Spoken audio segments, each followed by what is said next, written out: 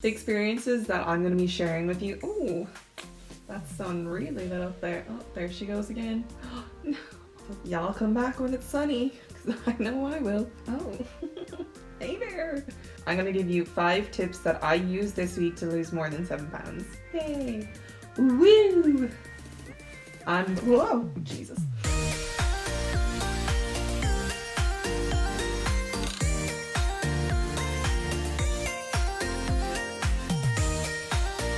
I'm not a doctor. I am not a nutritionist. I am not a medical professional. If you're looking to lose lots of weight, or if you have an underlying health condition, please consult your doctor or a nutritionist before you decide to go on a diet. So everything that you see in this video is just what I did this week to lose weight. And if you want to copy me and it works for you, let me know. I think it's important to note that everyone loses weight differently. I know I've seen girls in the past and they eat like a horse and they just don't gain weight. There's no secret to that, they just have a good metabolism. Unlike people like me who have no metabolism. And I put on weight like no tomorrow. I've done so many diets. First tip is called Nogo Zones. These are areas in the house that are triggering for your weight loss. It's hard to avoid areas in your house if you don't have a big house. I was living in Dublin and my apartment, my kitchen, my living room and my bedroom were pretty much the same room. Don't have to just say the room is a no-go zone. You can say like the bed is a no-go zone. If your phone is triggering for you, that can even be a no-go zone for you. Everybody's zone is going to be very different, so you need to evaluate for yourself what that zone is. The first triggering spot for me is the bedroom. Specifically my bed. I get super sad in my bed, get out of the bed to go get food, to go back to my bed, to secret eat and eat my emotions. I honestly hope people can relate to that, otherwise I'm just really weird. The second triggering spot for me is the kitchen, which goes without saying. I mean, it's where all the food in the house is. I find myself going to the kitchen a lot more than I'm at home, and I spend 90% of the time with my head in the fridge or in cupboards, and I need to just stop. I need to get my head out of the fridge, I need to get my head out of the cupboards, and I need to just stay away from the kitchen. Tip number 2 is called pre-game. Did I come up with these tip names in a hurry and didn't put a whole lot of thought into it because I'm not very good at naming things? Yes I did, okay, I'm sorry. Pre-game is a kind of obvious one. It's kind of like what anybody does, let's say before a match or whatever. You know, you got to get yourself ready before you actually get onto the court or field or pitch or whatever you call them, sports and stuff, you know. For this one, you're gonna need to work out your BMI and your calorie intake per day. No, you do not need to have a calculator and sit there stressing yourself out. What I did is I just got up Google and I typed in what calories I should have in a day, and it usually brings up a load of websites you can go onto. For me, it's 1,000 to 1,200 calories. I definitely leaned more towards the 1,200 calories point because I love food and I am not in the idea that you should ever limit yourself. I've done that in the past, and the thing is, your body goes into starvation mode and it actually ends up retaining more food than what it usually would have, and then you can't stick to it because it's not realistic. You will gain more weight if you starve yourself, or you're just going to make yourself sick. Don't do it. It's not good. Once you have those calories worked out, what you're going to do is sit down either the day before or maybe even like on one day per week, and you're going to work out exactly what you're going to eat each day or the next day. That probably sounds really annoying, but personally I used to just go onto Google and I would type in stir fry 300 calories and then it would give you exactly what you need. Let me know if you can relate to this, but I hate tracking food. And every single diet plan is track your food, write every little thing down in a notebook. I'd end up having lazy food from humming and hawing for so long and getting sick of it and discouraged, and I just end up eating the worst food. It was so anti-productive. This way I've now planned my food before I even go into the kitchen, which I think is a brilliant idea. It worked really well for me. I knew exactly what calories I was eating when I made my food. And what was even more fun is I got to try out a couple of new recipes. So I typed in, let's say, lunch 300 calories, and it would give you like cool recipes. This week I tried fluffy pancakes and sweet potato and chorizo soup. Never had them before, and it was really fun to make. It's a fun way to involve family or whoever you're living with. I also think if you jump onto a Zoom call with your friends and you already know what you're going to be making for like dinner or lunch or breakfast or brunch, get yourself some mimosas, and you know, you can make food together. You know, it's a fun way to go into the kitchen and not be stressing and eating stupid food. Tip number 3 is finding an alternative activity. Activity of alternative.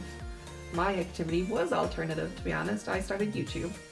I think it's actually really important that you find an activity that you're gonna love as well. Because if you're not in love with the activity, then you're not gonna be all that like concentrating on it. You're just gonna be half doing it, so you're gonna end up getting bored. And it doesn't have to be just one activity. It can be a few activities, which it was for me as well.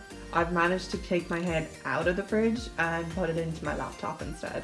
Whatever you feel like you might be passionate about, I would definitely say just delve deeper and maybe even try do a course. So yeah, that's tip number 3, alternative activities. So that's 3 tips so far. Wow, you guys, what is making headway here? I'm gonna keep going.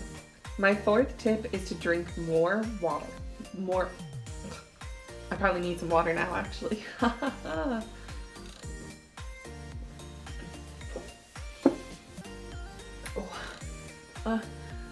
Teeth freeze. Every diet that I've done always tells you to drink water. So if every single diet is saying the same thing, then obviously it has some backbone to it.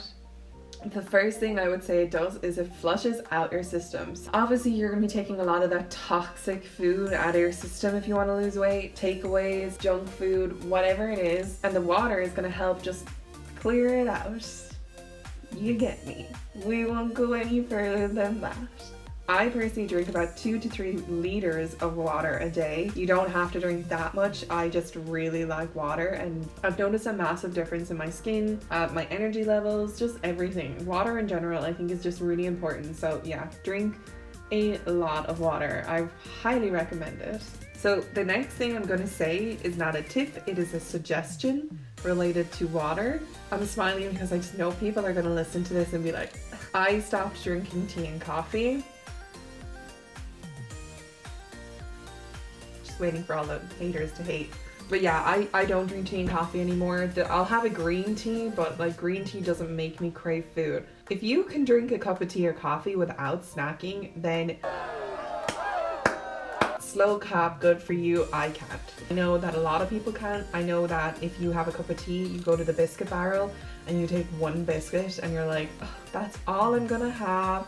I'll have 1 biscuit with my tea. Absolute bull poop on that. You definitely have 4 biscuits. You definitely went back to that barrel and took the barrel with you. There's no way you didn't have something with your tea. If it's not biscuits, it's chocolate. If it's not chocolate, it's toast.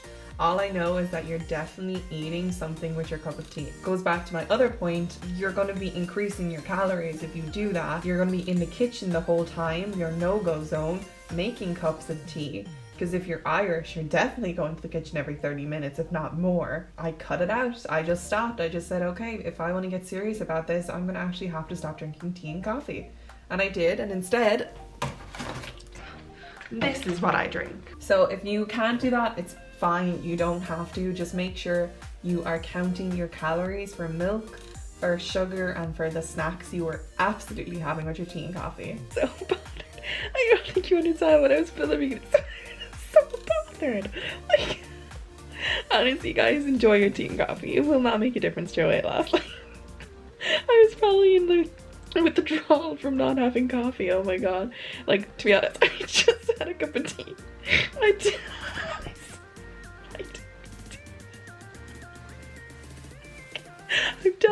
I'm done. Okay, whatever. Enjoy your tea and coffee. Back to this. I can take this out, by the way. I choose not to.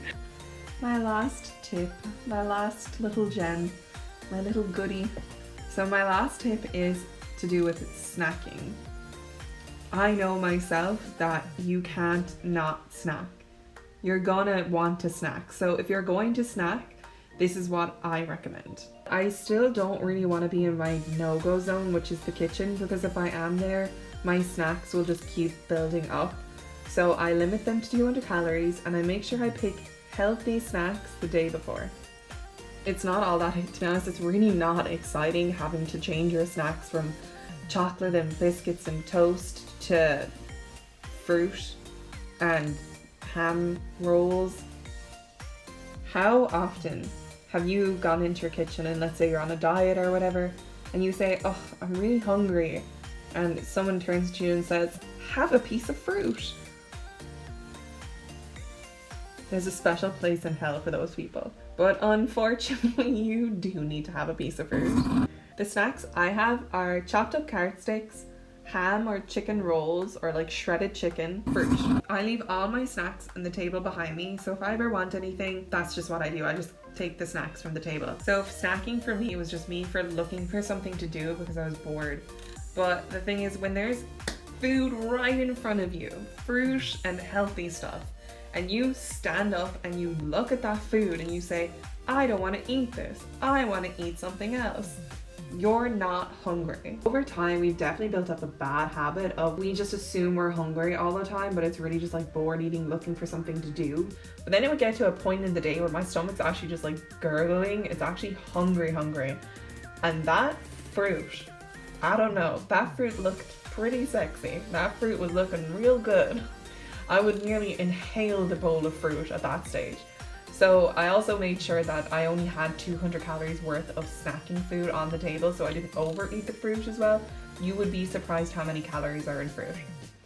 I know that these tips probably seem kind of obvious to most people, but this is just what I did personally this week, and it really did increase my weight loss tenfold. Which brings us to the moment of truth. I'm going to weigh myself and show you exactly what I've lost this week.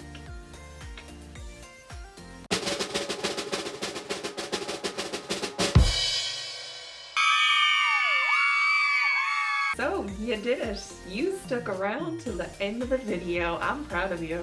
That's an achievement right there. I find it hard to listen to myself sometimes, so if you guys are able to do it, you're a good kind of person. I hope you guys actually got some good advice in this video that you could use in the weeks to come or even next week. This definitely worked for me, as you can see. Next week, I'm going to be taking a look at exactly what I eat in a week to speed up my weight loss. If that's something you're interested in, let me know in the comments below. If this is something you enjoyed, I would love it if you could hit that subscribe button, and maybe a thumbs up would be nice, and leave me a nice comment below, or not nice, it's up to you. I don't mind. I'm cool. I'll take constructive criticism. Thank you so much for watching, and see you next week. Bye. What are we having for dinner, Miss Travis? What are we having for dinner? I haven't actually planned that. Oh, exposed. I have my thing, I'm like, plan everything. I just don't have dinner planned. Exposed. Hey there, welcome to my video. No, I'm just kidding. This isn't what my video is going to look like at all. So I just want to let you know that the lighting throughout this video is shocking, because I do not know how to use Adobe Premiere Pro yet, because I only started using it 2 weeks ago, and I'm self-teaching myself and it's not going so well. Well, it is, but I just genuinely don't know how to fix the lighting. I've tried working without a ring light and the sun kept going in and out because I live in Ireland and it's just not a good time. So I did lots of decisions that were poor, and I don't know how to undo the bad decisions that I made. A story of my life. Anyway, like and subscribe. I promise I will do better next week. Check out my video. Okay, bye. You really should anyway, if you're ever thinking of doing any kind of diet. Oh, here comes the sun. I live in Ireland, so the quality of light is going up and down all day.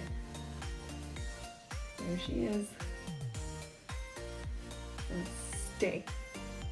Stay there. Oh, Ireland, and your lack of sun. Oh, is she coming back? She is not. On my phone. I just like got this little stand for it. That's definitely dangerous. This phone costs a lot of money. The sun will come out tomorrow.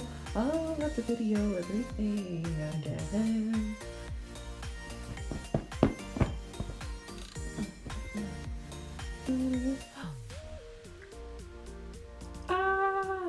Let there be light. I had to wait an hour for sun. Invest in a ring light because this is ridiculous.